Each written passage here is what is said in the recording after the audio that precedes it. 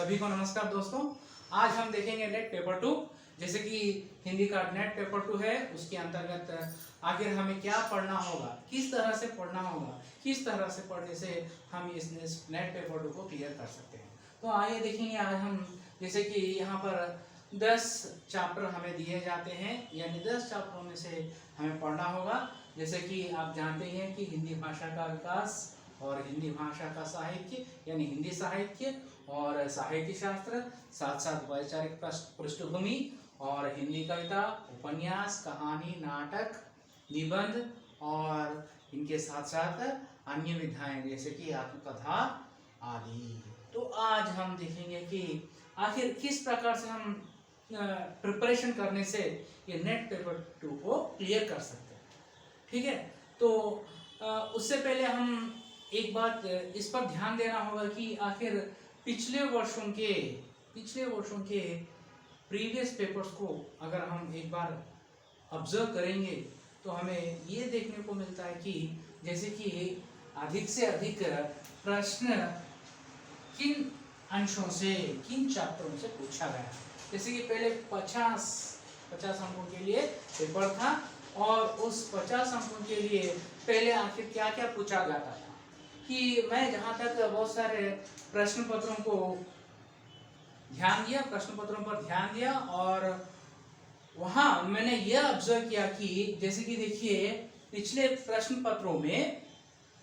ये हिंदी भाषा का विकास इस चैप्टर से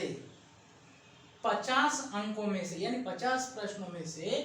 हमें 2 या 3 प्रश्न देखने को मिल रहे हैं। और उसके साथ साथ हिंदी साहित्य का इतिहास जो है बहुत बड़ा चैप्टर है और इस चैप्टर में अलग अलग और भी विभाग होंगे। तो आखिर किस से कहाँ से हमें ये जो है प्रश्न देखने को मिलते हैं। तो जब मैंने ऑब्जर्व किया तो वहाँ पर इस प्रकार से वे लोग दिए हैं कि पिछले वर्षों में कि हिंदी साहित्य के इतिहास जो भक्ति काल है, भक्ति काल से जो है कम प्रश्न पूछे गए हैं। जैसे कि 50 प्रश्नों में से 5 या 6 प्रश्न भक्ति कालों में से पूछा गया है अप्रॉक्सीमेटली, ये बराबर नहीं, ये अप्रॉक्सीमेटली है। और उसके बाद में बहुत सारे प्रश्न हमें जो है ये समय से संबंधित यानी कालक्रम के अनुसार रचनाएं जो है संवत के आधार पर या तो फिर वर्ष के आधार पर कब ये जो है इनके रचना के समय है, इस प्रकार से जो है प्रश्न पूछे गए। तो हमें अधिक से अधिक क्या करना होगा कि अधिक से अधिक ये जो है गद्य भाग यानी गद्य काल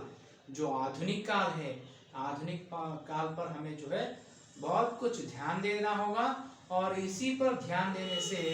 हम बहुत सारे प्रश्नों के उत्तर हम कर सकते हैं। और उसके बाद में जो है हम देख सकते हैं कि स्थापना के जो है 5 प्रश्न दिए जाते हैं और ये जो है पठित यानी अपठित अंश से जो है एक कॉम्प्रिहेंशन दिया जाता है, उससे जो है 5 प्रश्न हमें देखने को मिलते हैं। तो आइए अब यहाँ पर हम देखेंगे कि आखिर इन 10 चैप्टरों का प्रिपरेशन किस प्रकार से किया गया है। कि देखिए कि जैसे कि हिंदी भाषा और विकास, इसके अंतर्गत आप देख सकते हैं जैसे कि भारत में हिंदी भाषा का उद्गम किस प्रकार से हुआ और बोलियों का विकास किस प्रकार से हुआ और प्राचीन काल से लेकर आज तक यानी आधुनिक काल तक भारत देश में कब कब कहाँ कहाँ कौन कौन सी भाषाएं बोली गई हैं और वर्तमान में बोली जा रही हैं, ये भी हम यहाँ पर इस चैप्टर में देखने को मिलते हैं। तो ये जो चैप्टर जो है टफ नहीं है, हार्ड नहीं है, अगर हम पढ़ेंगे तो समझेंगे तो बहुत आसानी से ये चैप्टर हम अपने दिमाग में चला सकते हैं, याद कर सकते हैं और बहुत इजी चैप्टर है। इसमें आखिर हमें यह पढ़ना होगा कि आधुनिक काल में भाषाएं आज भारत में क्या क्या है, मध्यकाल में क्या थे और प्राचीन काल में भाषाएं कैसी थी, और प्राचीन काल से लेकर आज तक भाषाओं का विकास किस प्रकार से हुआ है, और आज भारत भर में अनेक प्रांतों में कौन कौन सी भाषाएं बोली जा रही हैं, ये भी हमें इस चैप्टर के द्वारा मालूम पड़ता है। तो हम इस चैप्टर के द्वारा ये देख सकते हैं, और साथ साथ उसके बाद में हिंदी साहित्य का इतिहास। तो सभी के मन में एक प्रश्न उठता है कि आखिर हिंदी साहित्य के इतिहास के लिए हमें कौन सी बुक पढ़नी चाहिए।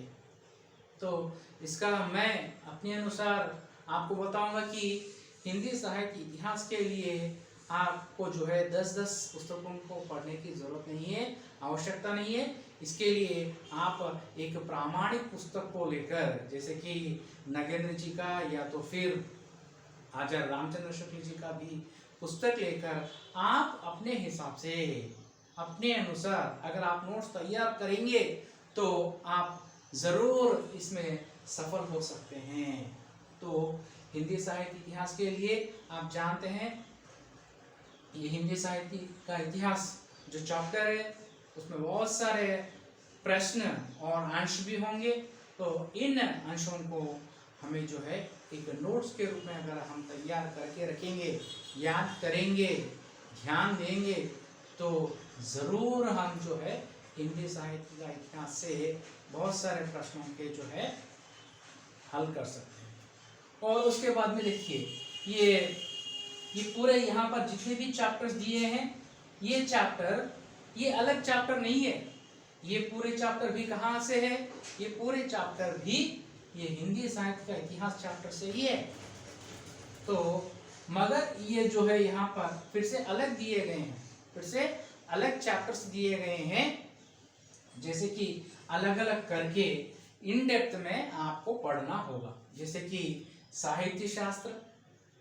साहित्य शास्त्र में भी प्राचीन जैसे कि आचार्य मम्मट आदि लोगों के बारे में, महान कवियों के बारे में भी दिया गया है। और वैचारिक पृष्ठभूमि, ये भी जो चैप्टर है इसमें भी आपको अरस्तु आदि कवियों के यहाँ पर मिलते हैं। और उसके बाद में हिंदी कविता, यानी ये जो हिंदी कविता जो है आधुनिक काल का है, ये आधुनिक काल का आखिर हिंदी कविता का विकास किस प्रकार से हुआ, हिंदी कविता का उद्गम कहाँ हुआ, कब हुआ, तो इससे लेकर आरंभ करके आपको जो भी उसमें शाखाएं हैं, धाराएं हैं, या तो फिर उसके अंतर्गत जो जो भी अंश है, इन सारे अंश को आपको ये जो है पढ़ना होगा। और उसके बाद में जैसे कि उपन्यास है, उपन्यास का आरंभ कब हुआ, उपन्यास सम्राट कौन थे, कौन कौन कवियों ने कौन कौन से उपन्यासों की रचना की है, आदि आपको जो है यहाँ पर पढ़ना होगा। और साथ साथ कहानी भी उसी प्रकार, और नाटक का भी उसी प्रकार, और निबंध का भी उसी प्रकार आपको प्रिपरेशन करना होगा, यानी पढ़ना होगा, यानी ध्यान देना होगा। और उसके साथ में आत्मकथा, जीवनी, और साथ साथ और कुछ एक आध जो विधाएं हैं, उन विधाओं के बारे में भी आपको जो प्रिपरेशन करना होगा। तो इस प्रकार अगर आप इन विषयों पर ध्यान देकर एक नोट्स तैयार करें, ताकि आप उन अंशों को आसानी से समझ सके, याद रखें, और याद रखकर आप नेट पेपर को क्वालिफाई कर पाए। तो और उसके साथ साथ मैं आपको ये भी समझाना चाह रहा हूं कि जो पिछले 3-4 वर्षों से आपको अधिक से अधिक प्रश्न ये रचनाओं का कालक्रम और समय, यानी रचनाओं का कालक्रम, यानी जैसे कि उदाहरण के तौर पर देख सकते हैं कि कुछ रचनाओं को देखकर इन्हें जो है क्रम के अनुसार रखने के लिए, समय के अनुसार, कि 1910 में कौन सी रचना हुई, 1920 में कौन सी रचना हुई, इस प्रकार रचनाएं दिए जाते हैं। और उनके लिए मैचिंग भी दिए जाते हैं, या तो फिर कभी कभी उन्हें जो है एक क्रम में रखने के लिए, समय के अनुसार रखने के लिए पूछा जाता है। तो इस प्रकार अगर आप नेट पेपर 2 के लिए इन 10 चैप्टरों को ध्यान से पढ़ेंगे तो जरूर अपने जो है नेट पेपर 2 क्लियर करने में कामयाब होंगे। धन्यवाद।